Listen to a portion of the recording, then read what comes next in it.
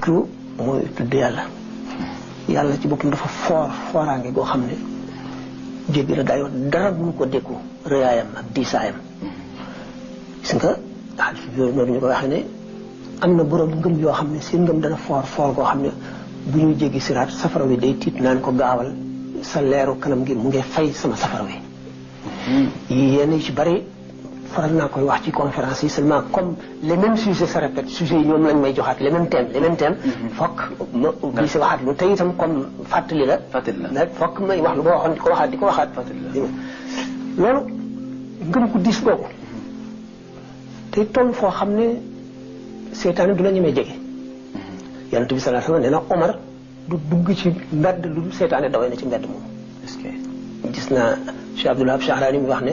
bu gisee seytaane comme yàlla may na ko mën a gis seytaane buy jàng alxuraan rek bu dalul di gaaw daw rek day tàkk day lakk